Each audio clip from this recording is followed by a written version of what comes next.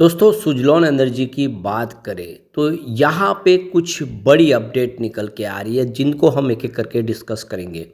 Suzlon energy जो wind energy sector की India की सबसे बड़ी कंपनी है और अब सोलर सेक्टर में भी तेज़ी से अपने कारोबार को आगे बढ़ा रही है। तो यहाँ पे बजट के बाद कुछ पॉजिटिव संभावना बनी और जनवरी महीने में बहुत सारे नए टेंडर जारी हुए।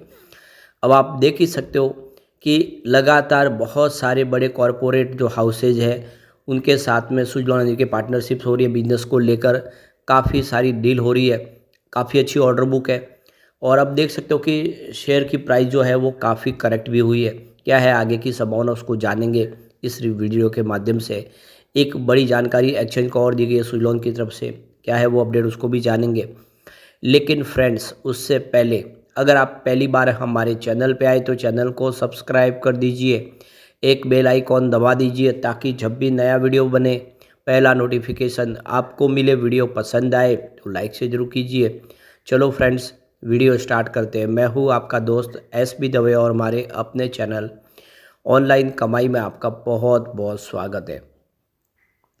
तो सबसे पहले सुजलॉन के कारोबार की बात कर ले तो आज 56.85 पर क्लोजिंग थी, 0.85% की तेज़ी के साथ।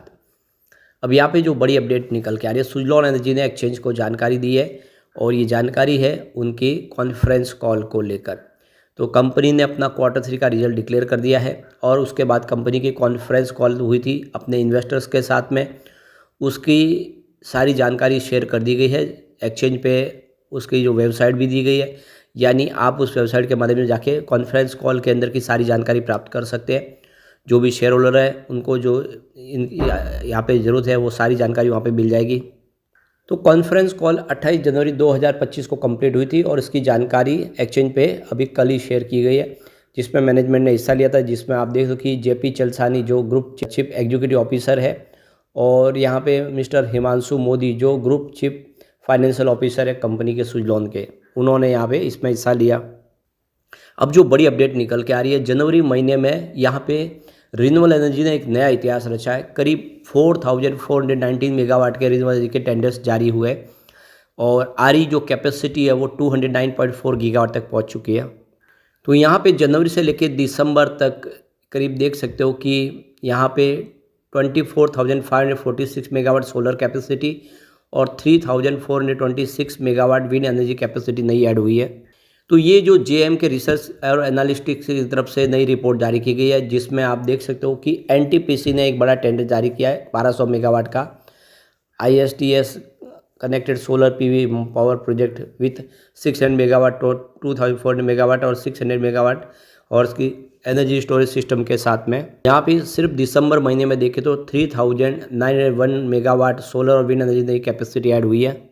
तो यहाँ पे देख सकते हो कि जो इन्वेस्टमेंट है रिन्यूएबल एनर्जी सेक्टर में जनवरी 2025 में वो करीब 1621 US मिलियन डॉलर के आसपास रहा है।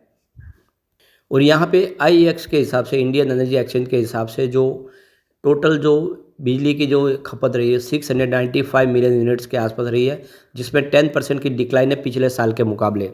अब दूसरी जो बड़ी अपडेट निकल के आ रही है, बजट 2025 ने विंड एनर्जी सेक्टर को क्या क्या बेनिफिट दिए हैं। तो फाइनेंस मिनिस्टर निर्मला सीतारमण ने इस बार देख सकते हो कि टोटल 9251 करोड़ का टोटल बजट में एलोकेशन किया है और ये देख सकते हो कि ये टोटल जो मिला के 26,549 करोड़ के आसपास रहा है, जिसमें 53% इंक्रीज है पिछले साल के बजट के मुकाबले। यानी इस बार रिन्यूएबल सेक्टर के लिए काफ़ी ज़्यादा एलोकेशन किया गया है। तो सरकार ज़्यादा से ज़्यादा क्लीन एनर्जी के सपोर्ट कर रही है। इसके अलावा आप देखो कि डोमेस्टिक मैन्युफैक्चरिंग को भी पूरा प्रमोट किया जा रहा है कि चाहे सोलर हो या विंड, जितने भी इक्विपमेंट है वो इंडिया में ही मेक इन इंडिया के तहत बने, इसके ऊपर सरकार का खास जोर है। तो सरकार इस समय PM मुफ्त बिजली योजना के लिए जो जिसमें सोलर रूफटॉप लगाने के ऊपर खास इस बार फोकस कर रही है। इसके अलावा ऑफशोर और ऑनशोर विंड टेंडर्स के ऊपर भी सरकार का फोकस है कि विंड एनर्जी के माध्यम से जितनी ज़्यादा हो सके बिजली का निर्माण सरकार करना चाहती है।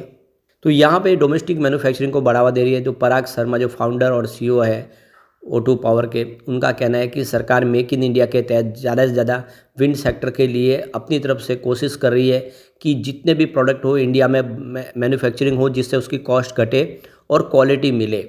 तो पॉलिसीज़ में इसमें बदलाव किया गया है। पॉलिसीज़ में बहुत सारे जो फेरफार है वो इसके फेवर में किए गए, इन्वेस्टमेंट को किस तरह से विंड टर्बाइन के लिए लाना है और इससे एक मजबूत विंड टर्बाइन इंडिया में बने, इसके ऊपर सरकार फोकस कर रही है।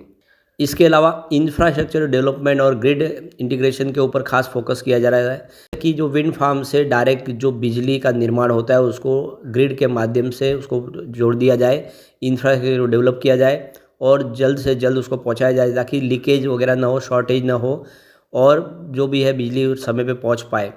तो इस पे खास फोकस कर रही है सरकार। इसके अलावा जो एनर्जी है ऑफशोर विंड और हाइब्रिड सॉल्यूशन के माध्यम से आगे पहुंचाने की कोशिश की जा रही है। इकरा की तरफ से जो ये रिपोर्ट जारी की गई उसमें कहा गया है, उनके जो वीपी ग्रुप हेड है गिरीश कदम, उनका कहना है कि सरकार ऑफशोर विंड के ऊपर इस समय ज़्यादा से ज़्यादा टेंडर जारी कर रही है और हाइब्रिड सॉल्यूशन प्रोवाइड कर रही है।